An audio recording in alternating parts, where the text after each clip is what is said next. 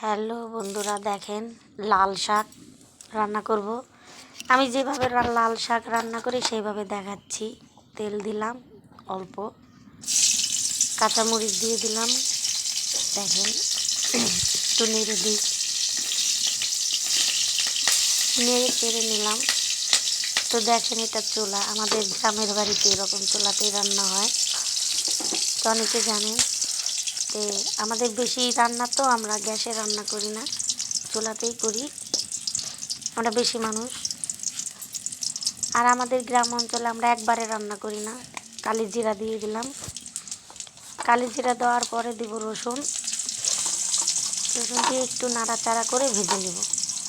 যাই হোক, কী বললাম যে আমরা গ্রামের বাড়িতে গ্যাসে রান্না করি না, চুলাতেই করি, যেহেতু আমাদের অনেক খড়ি আছে, গাছগাছালি। একটু নেড়ে চেড়ে দিয়ে একটু লাল লাল হয়ে গেলে কী করবো, শাকটা দিয়ে দিব। অনেকে অনেকভাবে রান্না করেন, আমি এইভাবে রান্না করি। একবার ট্রাই করে দেখবেন কেমন লাগে। এই শাকটা আসলে কী হয়েছে, ট্রাই করে খেয়ে দেখলে বলা হয় না, অনেক টেস্টি হয়। কাসন্দ দিয়ে খাবেন।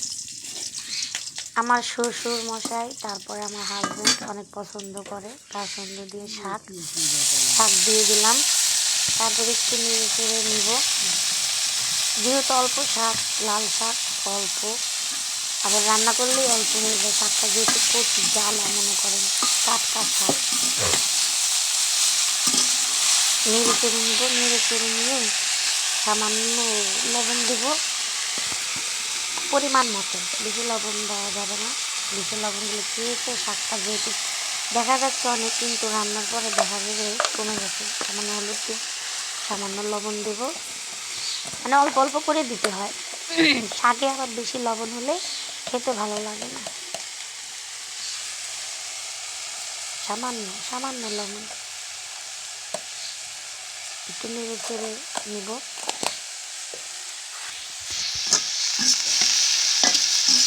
আসলে কি, গ্রাম অঞ্চলে না অনেক রকমের শাক পাওয়া যায়, আর টাটকা টাটকা শাক মনে করেন বাজার থেকে নিয়ে এসে রান্না করা যায়।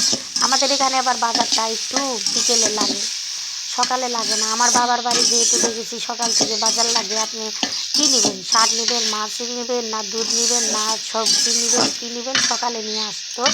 বাবাকে দেখতাম সকাল করে নিয়ে আসতো। আর আমার এই শ্বশুরবাড়ি এখানে বিকেলে নিয়ে আসে। একটু নেড়ে ছেড়ে কী করবো, জিনিসটা একটু ওই দিয়ে দেবো, ঢেকে দেবো, ঢাকনি দিয়ে একটু নেড়ে ছেড়ে। দেখছেন অল্প হয়ে গেছে শাকটা, কিন্তু অল্প হয়ে গেছে। বললাম যে নরম শাক, তো ডালাতে একটু ছিল, সেটা ঝেড়ে দিলাম, একটু ঢেকে দেবো, ঢাকনি দিয়ে ঢেকে দেবো। এখন দেখেন হয়ে গেছে, একবারে কমে গেছে, অনেকটাই কমে গেছে। তো দেখেন একবারে কমে গেছে। দেখেন এটা কাছের থেকে এনে দেখাচ্ছি যে শাকটা কেমন হয়েছে। দেখেন নরম হয়ে গেছে, সেদ্ধ হয়ে গেছে।